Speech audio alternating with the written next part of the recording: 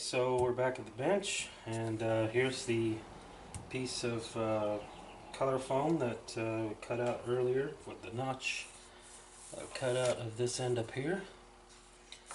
And all I'm going to do is make the expansion joint lines simply by just scribing lightly into the color foam.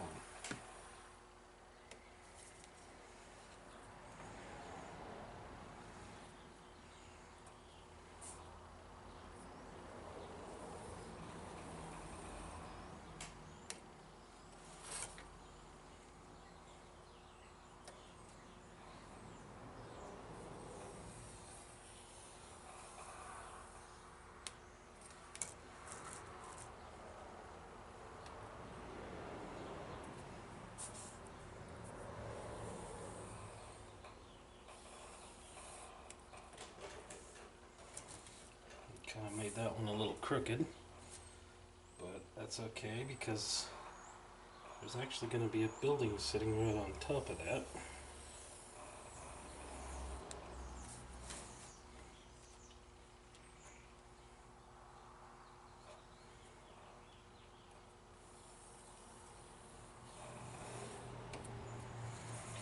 Going to continue all the way down to the end.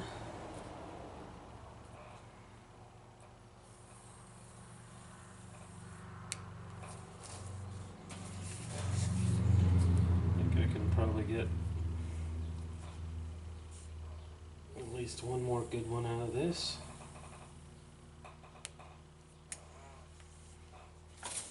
Now for the rest of it, I'm actually going to make a sidewalk.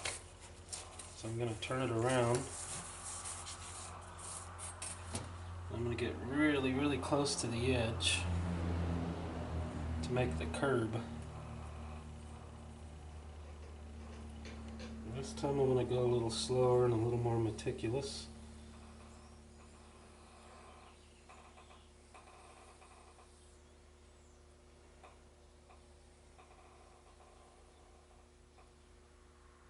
Go all the way down to the edge. Then I'm going to put my sidewalk main scribe on here.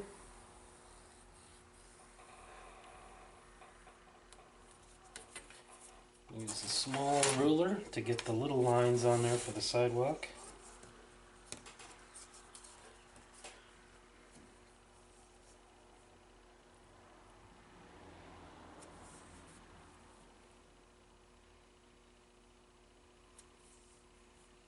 Gonna go about a scale 5 feet.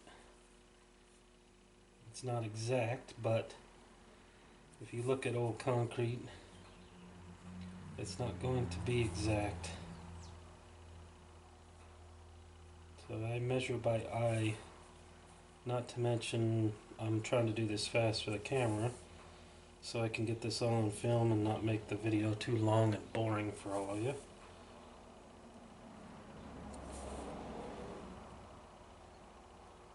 When I'm done scribing these lines on the sidewalk, I'll pick it up and show it to you before I do the black wash, which is just a thin black acrylic water-based paint.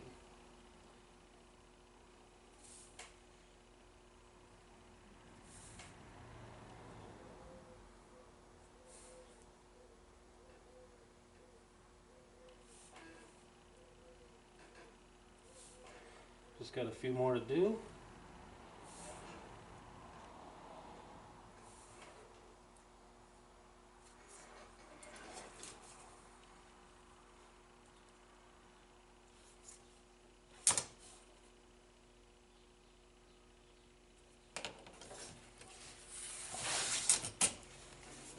See what it looks like.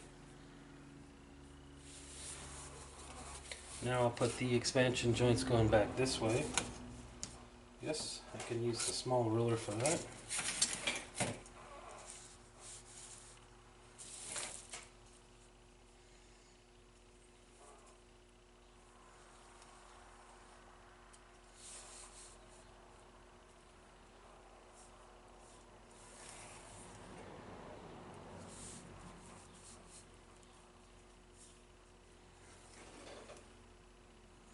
And I'm making my expansion joints about every 2 inches.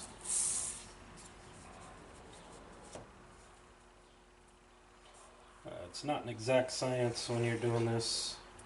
I think for most construction companies, I believe it's a 10 foot by 10 foot form section when they pour cement, but I could be wrong.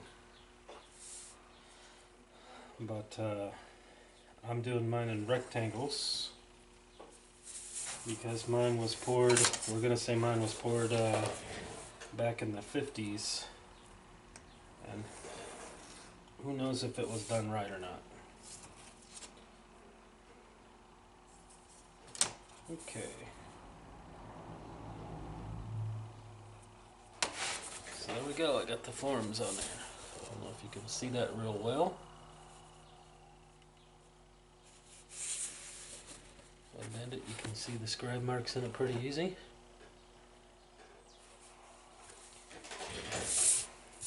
So now what I'm going to do is I'm going to take the black wash and I'm going to black wash it.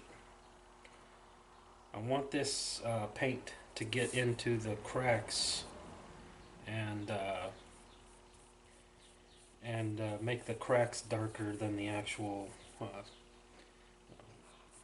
material itself. So mainly the black wash is going to go on the crack areas and not so much in the middle of the forms.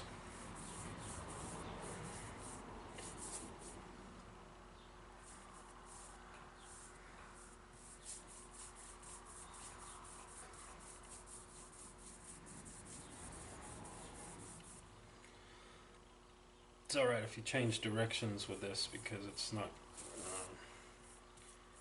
not supposed to be pretty. You look at concrete, it's not supposed to be perfect. It's not going to be perfect unless it's just brand new, you know, like it was just poured yesterday. For the most part, concrete is going to be old, dirty, weathered. It's going to have oil stains on it. It's going to have tire tracks on it. It's going to be really worn out, especially in industrial areas. It will be pretty nasty.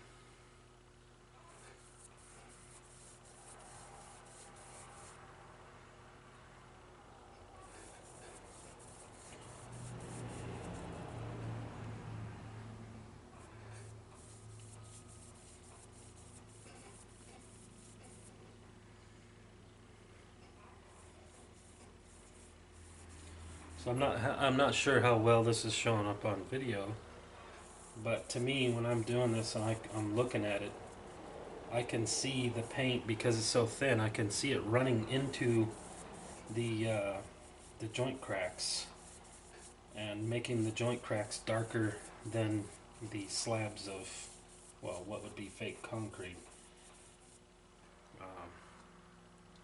So it's actually bringing out the definition in the lines.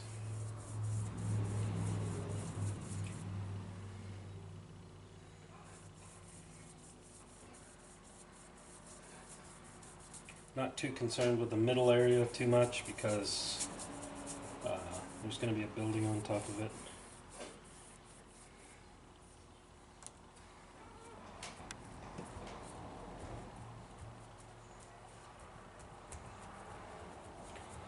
So I'm going to dab it,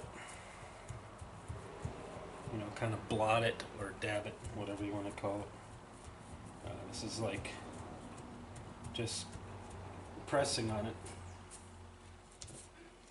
Later we'll rub across when we get the concrete color on there. But now you can see it defines the lines rather nicely. So now I'm going to take my X-Acto knife. I'm going to make some cut marks in it for like cracks. And see how that comes out.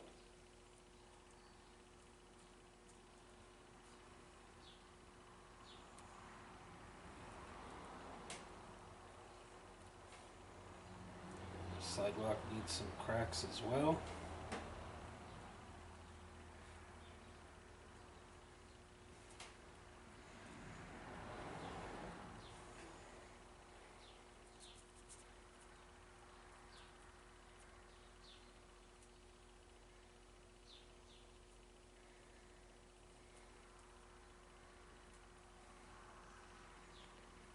And for some of you who asked about my bridge, my overpass, this is basically made the same way.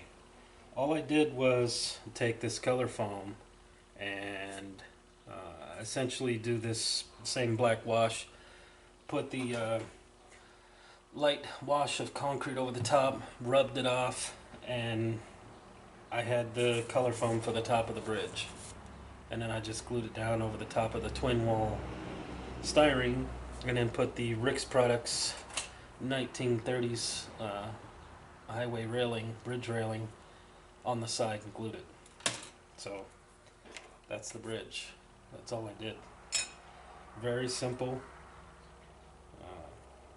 I built that highway overpass that you saw in one of my other videos. If you haven't seen it, you can always go back and look at it. I built that bridge in about 20 minutes. Most of the stuff that I do build is pretty quick.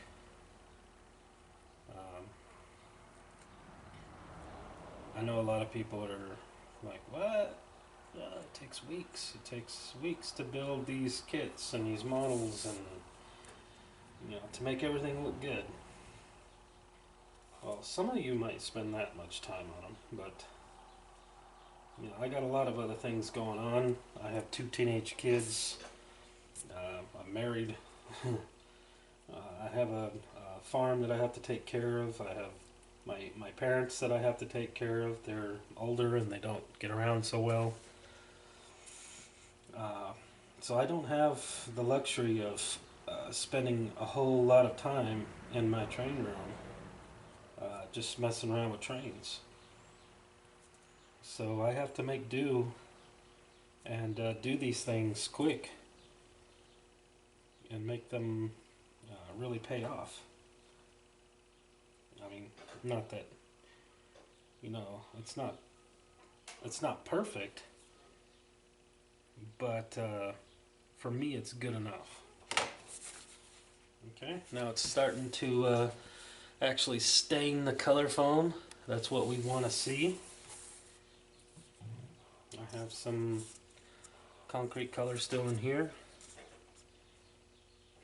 Make sure my brush is a little drier than what it was, but it doesn't have to be completely dry.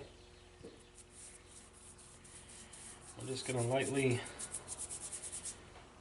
put some concrete on here. It doesn't matter which direction you go because we're going to be rubbing it off.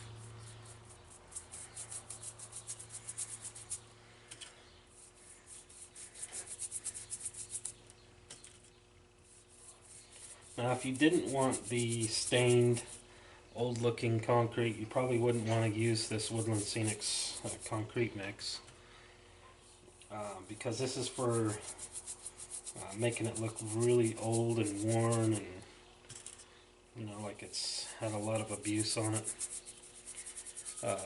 If you want newer concrete, leave it gray, do the black wash, but then don't put this stuff on.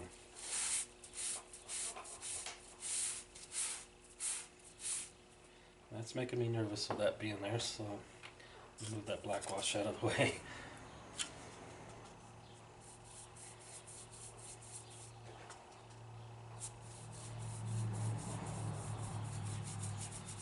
Okay, I'm going to cut away here pretty soon because I want to go grab the building. I'm going to bring it over here. Actually, I'm going to take this over there. I'm going to fit this on the layout, see where the building's going to set because I don't want to waste a bunch of paint. And also I'm going to start detailing this concrete, and I don't want to put details underneath where the building's going to go, so I'll have to go get it and test fit it and see how it's going to work.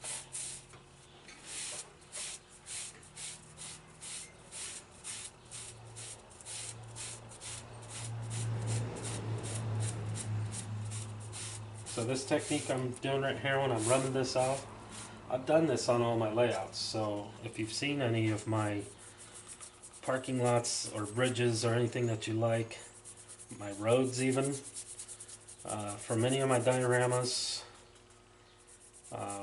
this is how I do it. It's real basic, really.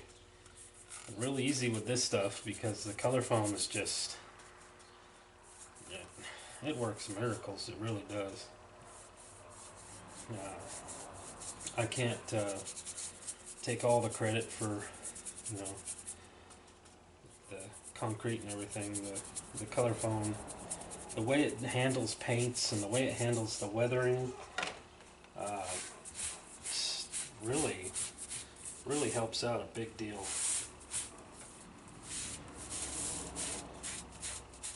Okay, so I'm going to go ahead and cut away because I'm getting very close, and then we'll be right back with some more detailing work.